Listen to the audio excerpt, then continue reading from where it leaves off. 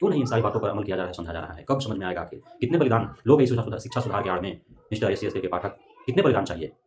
बिहार सरकार को भी इस पे संज्ञान लेने की आवश्यकता है। शिक्षा मंत्री कर क्या रहे हैं? सिर्फ़ गीता पर, रामायण पर, सिर्फ़ राम मंदिर पर, राम पर, सिर्फ़ बड़ी-बड़ी बातें करते हैं। लेकिन कर क्या रहे हैं? शिक्षा मंत्रालय का आप शिक्षा मंत्री हैं बिहार का, प्रदेश का, और एक अधिकारी आपसे नहीं सँभल रहा है। नमस्कार दोस्तों, मैं राकेश वर्मा आप सभी का स्वागत करता हूं आपके अपने परिवार स्टेशन गुरुकुल पर। दोस्तों, बहुत बुरी खबर आ रही है इस कँपकँपाती, ठिठुरती ठंड में। हमारे ही समाज के बच्चे जो हैं, एक मुंगेर जमुई से खबर आ रही है, एक बरौनी से, जमुई से में एक बच्चे का देहांत हो गया है ठंड के कारण, और वो विद्यालय में ही हुआ है, ऐसा भी सुनने को मिल रहा है। और एक जो है बच्ची है, वो आपका बरौनी का है, वो बेहोश हो रही है। एक नहीं बल्कि 2 बच्चियाँ हैं जो बेहोश हो गई हैं, और ऐसे कमेंट बॉक्स में जो है वो कई दर्जन जो है वो कमेंट्स पड़े हुए हैं, जिसमें शिक्षक-शिक्षिकाएँ जो हमारे साथीगण हैं, हमारे प्यारे भाई बंधु-बहना हैं, शिक्षक-शिक्षिका के रूप में कहीं न कहीं विद्यालय में कार्यरत हैं, उनके द्वारा अपडेट्स दिए जा रहे हैं कि उनके विद्यालयों में भी ठंड से जो है बालक-बालिकाओं का, छात्र-छात्राओं का जो हालत जो है वो बिगड़ता जा रहा है। निरंतर जो है कहीं-कहीं 3-4 रोज़ाना जो है विद्यालयों में जब बच्चे पढ़ने के लिए आ रहे हैं, खासकर प्राथमिक विद्यालयों में, तो बच्चे जो है बीमार पड़ जा रहे हैं, ठंड से बेहोश हो जा रहे हैं। इस प्रकार की हालात उत्पन्न हो रही है। साथियों, आप सभी से जो है वो अपरिचित नहीं है आप, या आपको ऐसा नहीं है कि आपको ज्ञात नहीं है, आप जानते नहीं हैं बिहार के या कहीं भी पूरे देश भर के हालात आपके समक्ष यदि रखा जाए तो आप उससे अजनबी नहीं, अनजान नहीं हैं। बिहार में आज भी आपके हमारे आस-पास, क्योंकि हम गाँव देहात में रहते हैं, तो हमें गाँव देहात के हालात से अवगत हैं हम।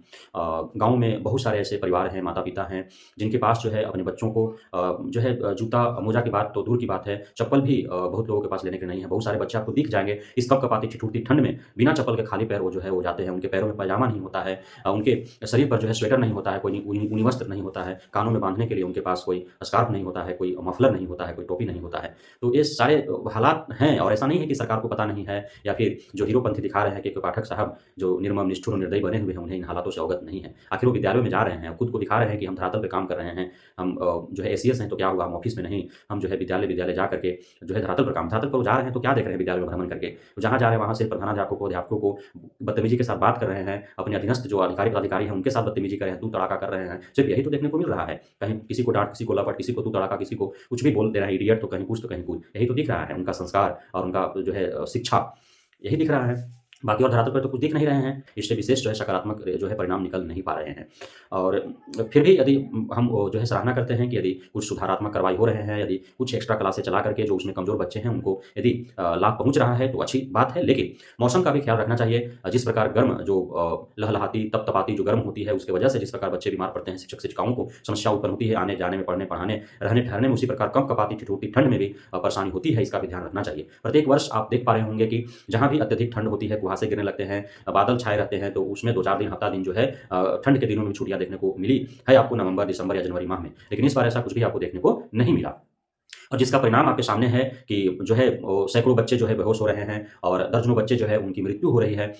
ऐसे 2-4 बच्चे का हम तक आप तक खबरें पहुँच रही है, लेकिन बहुत ऐसे बच्चे होंगे जिनको आने-जाने के क्रम में कोई जो है आकस्मिक घटना घट रही होगी, जो हम और आप तक पहुँच नहीं पा रहा होगा। और बेहोशी भी जो है आने-जाने क्रम में या फिर विद्यालय के क्रम में हो रहा होगा, जो हम तक आप तक नहीं पहुँच पा रहा होगा। लेकिन यदि कहीं पे कोई घटना घट रहा है, तो वैसे हालात जो है वो बहुत जगह उत्पन्न हो रहे होंगे। कमेंट बॉक्स में भी जो है वो दर्जनों कमेंट्स पड़े हुए हैं, जिसमें शिक्षक-शिक्षिकाएँ जो हमारे भाई बंधु हैं, जो हमारे वीडियो को देखते हैं, उसपे वो कमेंट कर रहे हैं कि उनके यहाँ भी रोज़ाना जो है 2-4 बच्चे ठंड के कारण बेहोश हो रहे हैं। अब समस्या देखिए क्या है कि जो प्राथमिक विद्यालय हैं ख़ास करके, वो बहुत सुदूर-सुदूर आपको देखे जाएँगे, बहुत आउटर एरिया में आपको देखने को मिलेंगे गाँव देहात में, जहाँ पे आज भी कहीं-कहीं ऐसा हालात है कि मुख्य सड़क नहीं वहाँ तक गया हुआ है। वहाँ पे कोई आस-पास में कोई दुकान नहीं है। आपको मेडिकल दवा दुकान तो दूर है, वहाँ पे राशन दुकान भी कहीं-कहीं पे आपको देखने को नहीं मिलेगा। तो अचानक कोई बच्चा-बच्ची या विद्यार्थी, छात्र-छात्रा बीमार पड़ते हैं, शिक्षक-शिक्षिकाएँ बीमार पड़ जाते हैं, तो कहाँ से उनको दवा मिल पाएगा? उस परिस्थिति में तो हालात बिगड़ेंगे ही, सुधरेंगे कहाँ? दूसरी बात है कि जिसके यहाँ से बच्चा पढ़ने आ रहा है, अब सरकारी विद्यालय में पढ़ने वाले प्रत्येक बच्चों के माता-पिता से संपर्क कर पाना तुरंत जो है अटेंडम मुश्किल है, संपर्क सूत्र कोई होता नहीं है, क्योंकि गरीब बहुत ऐसे आज भी हैं, मोबाइल फ़ोन एक-एक घर में चल-चल है, स्मार्टफ़ोन है, 5G आप चला रहे हैं। इसका मतलब ये नहीं है कि पूरे बिहार के प्रत्येक घर में जो है वो फ़ोन पहुँच ही गया। बहुत ऐसे आज भी घर हैं जहाँ पे कोई फ़ोन नहीं है। उन्हें जब हित रिश्तेदार से या कहीं पे बात करना होता है, तो वे बगल वाले से फ़ोन लगवा करके वो बात करते हैं। तो ऐसे भी आज भी स्थिति है। जिस माता-पिता के पास अपने बच्चे को पहनाने के लिए चप्पल नहीं है, ऊनी वस्त्र देने के लिए नहीं है, गर्म कपड़े नहीं हैं, उनका बच्चा ठिठुरते हुए कपकपाती ठंड में विद्यालय जा रहा है, ठंड से बीमार पड़ जा रहा है, तो हालात आप देखिए कि क्या है, कितना पिछड़ा हुआ हमारा राज्य है आज भी, कैसी परिस्थिति है। अब आपको समझने वाली बात है कि एक माता-पिता कितने जो है उम्मीद के साथ अपने बच्चे को भेजता है विद्यालय में, कि वो विद्यालय में जाएगा, हमारे बच्चे का भविष्य संवरेगा, भविष्य गढ़ा जाएगा वहाँ पे। एक न एक दिन हमारा बच्चा कुछ अलग करेगा, अच्छा करेगा कि हालात सुधरेगा, सूर्योदय होगा उसके भी जीवन में। कि आज अपने बच्चे को जो है जिस जिस बच्चे को माता-पिता जो है कपड़ा नहीं दे रहे हैं अच्छे से पहनने के लिए, चप्पल नहीं दे रहे हैं, उन्हें वस्त्र नहीं दे रहे हैं, गर्म कपड़ा नहीं दे रहे हैं, वो बच्चा एक दिन जब माता-पिता बनेगा किसी बच्चे का तो वो दिन वैसे उसको देखना नहीं पड़ेगा। इतनी उम्मीद के साथ भविष्य को सँवारने के लिए, बनाने के लिए जिस विद्यालय में भेजा जाता है और उसी विद्यालय से खबर आती है एक दिन उस माता-पिता के जीवन में अंधकार छा जाने का, क्या बीतता होगा उस माता-पिता के दिलों पर? सोच के ही आप इसको महसूस कीजिए तो समझ में आ जाएगा।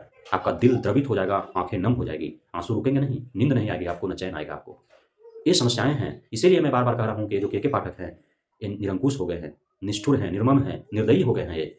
इनका ज़मीन पर जो है वो पैर धरातल पर ज़रूर रख रहे हैं, लेकिन इनका जो मिजाज है, वो हवा-हवाई है। इनका मिजाज जो है हवा-हवाई, इनके फैसले हवा-हवाई हैं, इनके निर्णय हवा-हवाई हैं, इनके दिशा निर्देश हवा-हवाई हैं। और इतने घटनाएँ घटने के बाद भी एससी-एसटी के पाठक के न तो दिल में कोई जो है दिल एकदम पत्थर हो गया है इस आदमी का। आँखों के आँसू इनके सूख गए हैं, निर्लज हो गए हैं ये, काम पे जूं नहीं रेंग रहा है इनका। कैसे विवादों में रह करके और खुद को जो है अपने आप को मीडिया में छाए रहना चाहते हैं आदमी और इस ये जो इनका मीडिया में छाए रहने का, हीरोगिरी दिखाने का, हीरोपंती दिखाने का जो ये है, इनका जो करने का जो करतूत है, जिस प्रकार से कार्यशैली है इनका, इसकी वजह से कितने बलिदान जो है वो हमारे बिहार के सुदूर ग्रामीण इलाकों में रह रहे गरीब, किसान, भूमिहीन, मजदूर के बच्चों को देना पड़ेगा, शायद एससी-एसटी के पाठक भी ना जानते हों।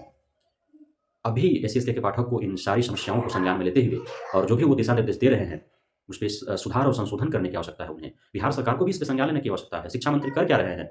सिर्फ़ गीता पर, रामायण पर, सिर्फ़ राम मंदिर पर, राम पर, सिर्फ़ बड़ी-बड़ी बातें करते हैं। लेकिन कर क्या रहे हैं? शिक्षा मंत्रालय का आप शिक्षा मंत्री हैं बिहार का, प्रदेश का और एक अधिकारी आपसे नहीं सँभल रहा है।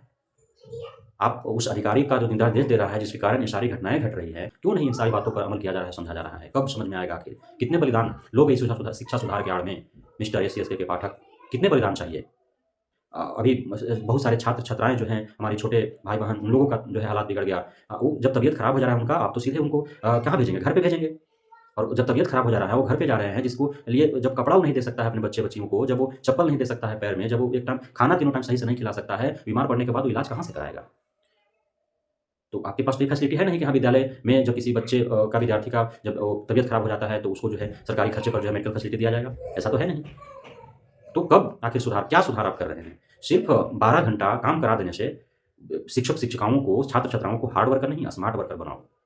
आप खुद तो हार्ड वर्कर हो, मज़दूर की तरह आप जो है 12 बजे रात में जा कर के सुबह जो है सूर्योदय से पहले चले जा रहे हो विद्यालय, सूर्यास्त के बाद विद्यालय पहुँच जा रहे हैं आप। जब सोए हुए हैं, डाइट में ट्रेनिंग ले रहे हमारे नवनियुक्त शिक्षक-शिक्षिकाएँ, तो आप 12 बजे रात में जा कर के और क्या वहाँ 12 बजे रात में क्या वहाँ पे निरीक्षण हो रहा है? हुँ? तो ये स्मार्ट वर्कर का तो है नहीं, आप हार्ड वर्कर हो, मज़दूर हो और जैसे आप हो, वैसे ही बिहार के शिक्षक-शिक्षिकाओं, छात्र-छात्राओं को बनाना चाह रहे हो।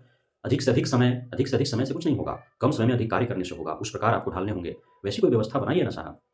क्यों शिक्षक-शिक्षिकाओं को, छात्र-छात्राओं को मज़दूर बनाने पर तुले हुए हैं? वो तो प्राइवेट कंपनियों में ओटी चलता है कि जितना अधिक समय तक काम करो, उतने अधिक आपको वेतन दिए जाएँगे।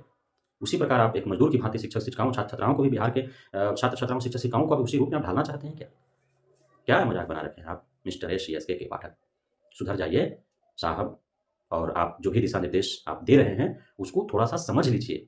ऐसा नहीं कि उठे बस टाइपिस्ट को कहें कि ये टाइप कर दो और तुरंत उसको पब्लिक कर दिया। जिला अभी तो ऐसा नहीं है कि आपको जो है पत्राचार करना है, आपको जो है पोस्ट ऑफिस के माध्यम से भेजना है, तुरंत मेल कर दे रहे हैं।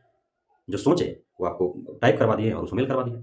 जो आप सोच रहे हैं, उसे आप जो आप सोचने के बाद जो आप चाह रहे हैं कि इस तरह से होना चाहिए, उसके परिणाम पर पहले गंभीरतापूर्वक विचार कर लीजिए, उसके बाद उसे जो है लागू करवाइए। जब कोई घटनाएँ घट जाती हैं, तब आप सुधार करते हैं। पूरे शिक्षक भर्ती प्रक्रिया में यही देखने को मिला, चाहे शिक्षा विभाग हो या फिर बीपीएससी आयोग हो। उसपे अभ्यर्थियों को बोलना पड़ता है, उनको आंदोलन करना पड़ता है, उनको विरोध करना पड़ता है कि गलत हो रहा है, उसके बाद आप सुधार करते हैं। जब ऐसे ही शिक्षा विभाग को चलाना है, जब इसी प्रकार के पदाधिकारी जब बनाए जाने हैं, तो फिर कोई भी ऐसे चला लेगा कि चलो भाई कुछ भी कर देते हैं, वो क्रिया-प्रतिक्रिया समाज से आ ही जाएगा। जब नुकसान होगा लोगों को, तो उसमें सुधार कर लिया जाएगा। जब ऐसे ही चलाना है, तो फिर आपको एक पढ़े-लिखे जो है आईएएस का एग्ज़ाम देकर के क्यों बनना है?